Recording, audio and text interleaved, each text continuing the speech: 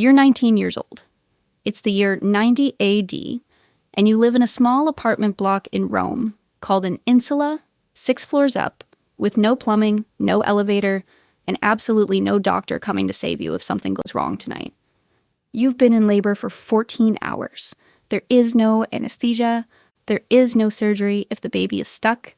There is a midwife kneeling in front of you, sweat on her forehead, and behind her, on a small wooden shelf, sits a tiny clay statue of a goddess whose entire job, as far as your whole family believes, is to decide whether you live through the next hour. Her name is Juno Lucina, and right now, tonight, she is the only thing standing between you and the single leading cause of death for women your age in the entire Roman Empire. Seriously, think about that for a second.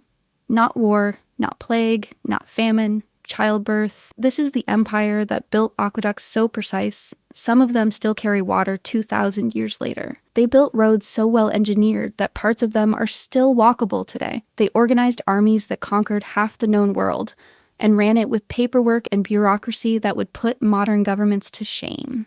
And yet, with all of that brain power, all that engineering, all that obsession with order and control, they had no real way to stop a healthy young woman from bleeding to death on a chair in her own home.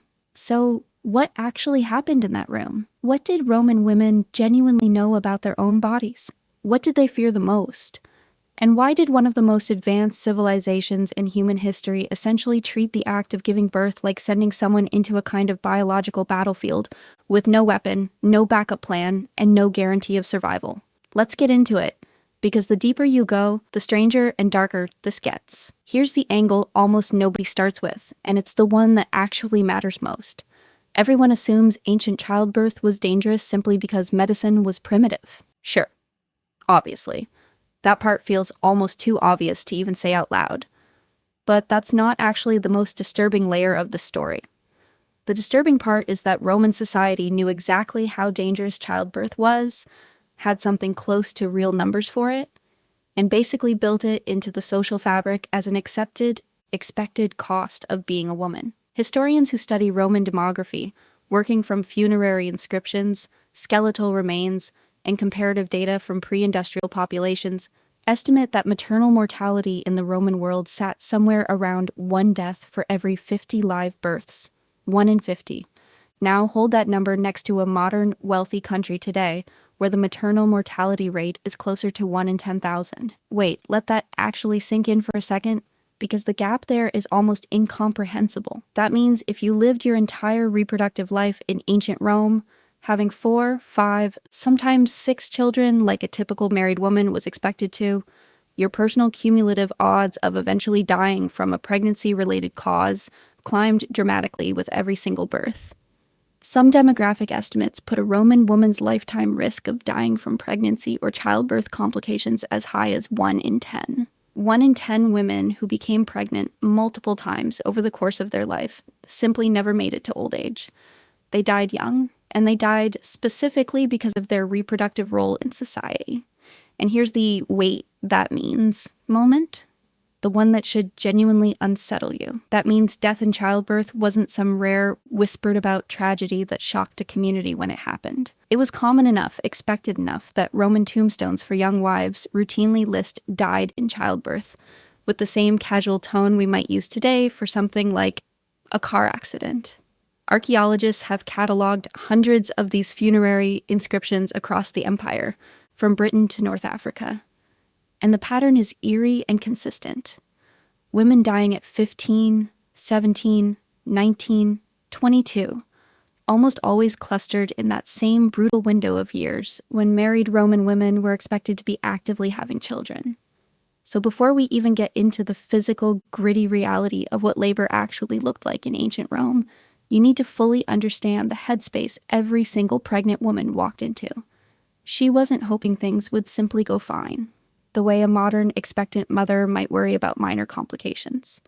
She was doing real cold math on whether she would personally survive the next few weeks.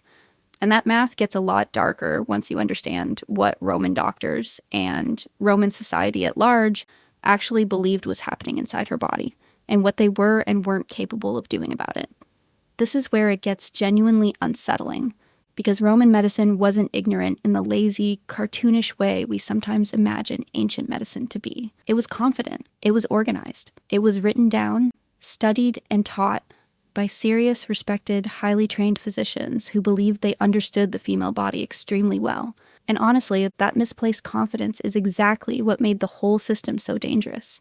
The single most influential birth manual of the entire Roman world was written by a Greek physician named Soranus of Ephesus, who lived and practiced medicine in Rome itself during the 2nd century AD. His text, simply called Gynecology, became the standard reference for midwives across the empire for literally hundreds of years afterward, copied and recopied long after his death.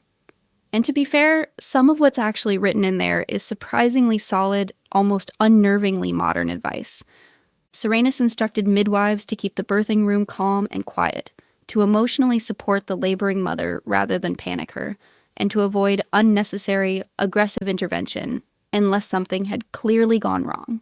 Honestly, in some ways, that's better bedside manner than plenty of rushed modern delivery rooms.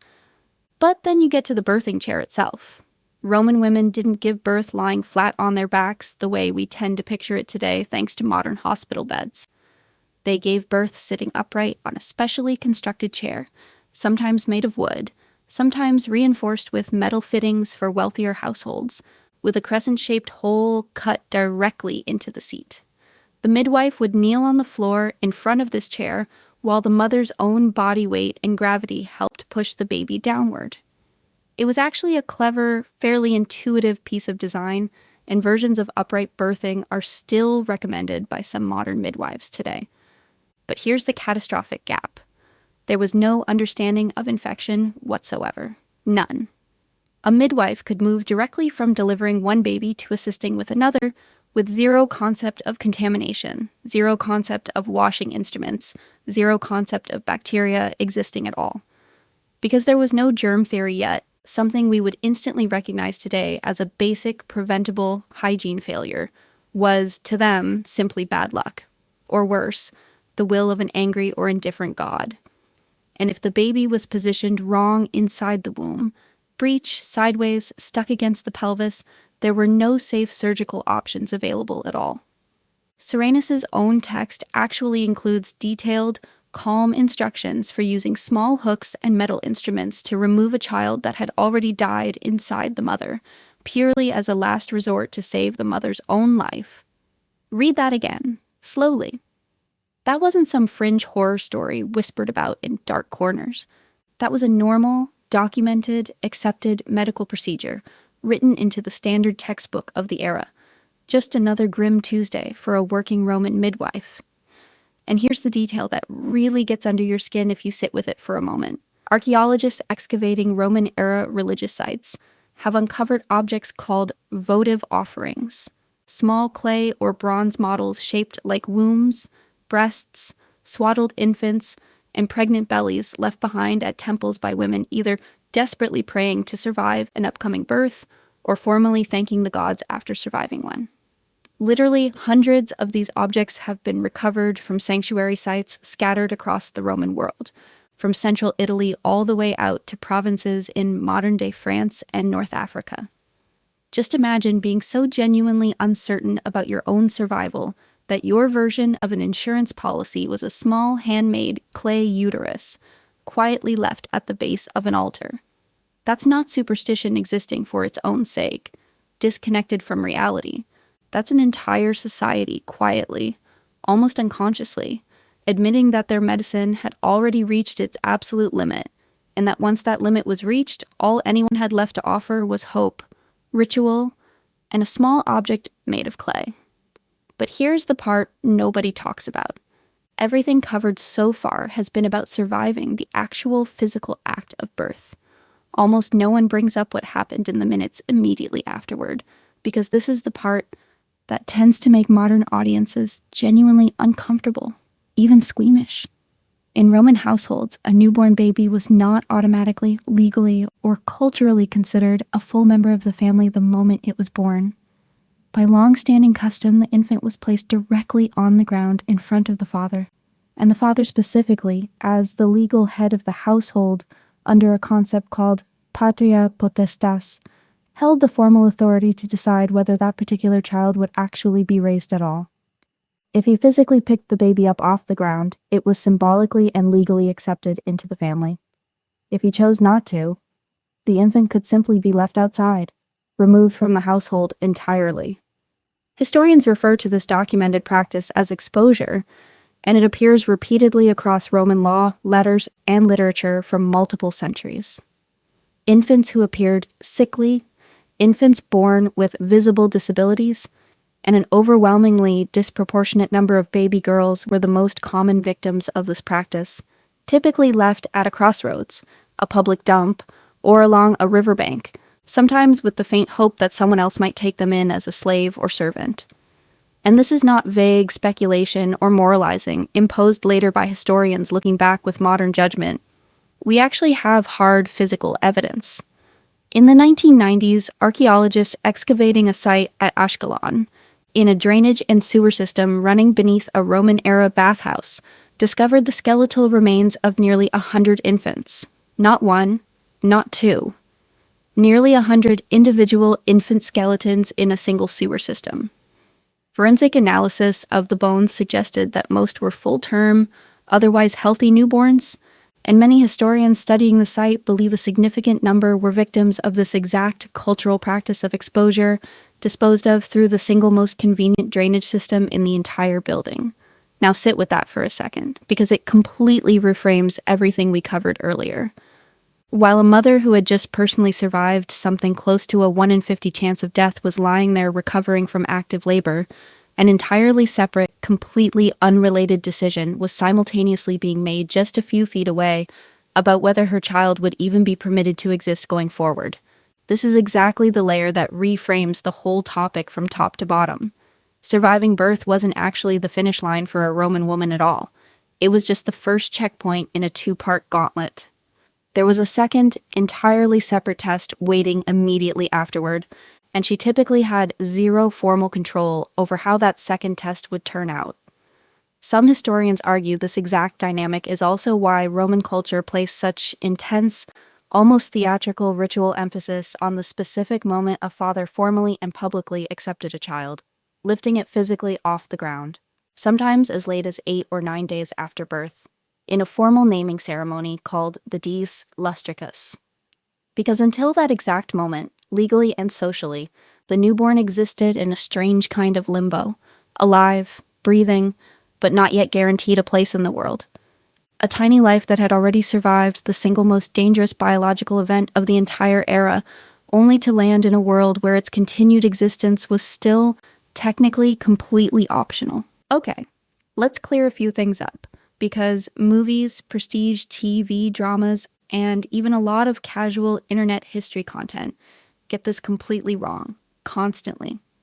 Popular depictions of Roman childbirth love to show a noble matron calmly, almost serenely giving birth in a clean, candlelit private room with a single attentive midwife, soft fabrics, dramatic but oddly bloodless. What school and Hollywood almost never tells you is that actual Roman childbirth was loud, intensely communal, and physically violent in a way that would shock most modern viewers. A wealthy Roman woman in labor would typically be surrounded by multiple women working at once, a senior, experienced midwife, plus several trained assistants, close female relatives, and in especially dangerous or prolonged labors, sometimes even professional female mourners on standby just in case. This wasn't a quiet, private, dimly lit moment between two people. It was closer to a crowded, high-stakes, deeply communal event unfolding inside someone's actual lived-in home. Another persistent myth. People tend to assume that only poor women died in childbirth, that wealth and status somehow bought meaningful safety. It really, genuinely didn't. Bacterial infection from unsterile instruments and unwashed hands doesn't check anyone's bank balance, and it didn't meaningfully discriminate between a senator's wife giving birth in a sprawling villa and a baker's wife giving birth in a cramped apartment. In fact, some historians point out that wealthy Roman women may have actually faced even higher cumulative lifetime risk because they tended to marry younger, often in their early teens, giving them more fertile years ahead and therefore more total pregnancies, which statistically stacked the odds against them over time. And here's the myth that genuinely surprises people the most when they first hear it. We tend to picture ancient medicine as basically clueless across the board, just blind superstition, chanted prayers, and crossed fingers. But Serenus's actual surviving writings show real, careful clinical observation, accurate descriptions of fetal positioning inside the womb, sound advice against unnecessary, premature intervention, and a clear recognition that a calm, low-stress environment genuinely improved outcomes for both mother and child. The core problem wasn't really a total absence of medical knowledge or careful observation. The problem was the complete absence of two very specific, very modern things we take entirely for granted today: any real understanding of microscopic infection, and the surgical tools and techniques to act quickly and safely when something started going seriously wrong. Take away modern antibiotics and emergency cesarean capability from a fully modern hospital today, strip those two things out specifically, and even our advanced 21st century medicine starts looking unsettlingly close to ancient Rome's version far faster than most people would ever assume. Here's the single fact out of all of this that I personally think about the most. The Romans had one specific word that seemed to capture this entire terrifying gamble of pregnancy and childbirth in a single breath. Incerta, meaning uncertain, unpredictable, undecided. It's the exact word some Roman writers reached for specifically when describing a pregnant woman's fate in the months leading up to delivery. Not sick, not dying, just uncertain. As though her continued survival was genuinely an open question the universe simply hadn't finished deciding on yet. And maybe the most unsettling part of this entire story isn't really about ancient Rome at all. It's about exactly how recent this nightmare actually was in the grand scope of human history. The maternal mortality numbers didn't meaningfully improve for almost 2,000 years after Serenus first wrote his manual. It wasn't until the mid-1800s when a Hungarian doctor named Ignaz Semmelweis figured out, almost by accident, that doctors simply washing their hands between examining patients could drastically cut maternal deaths from infection in maternity wards, that things actually finally began to change in any measurable way.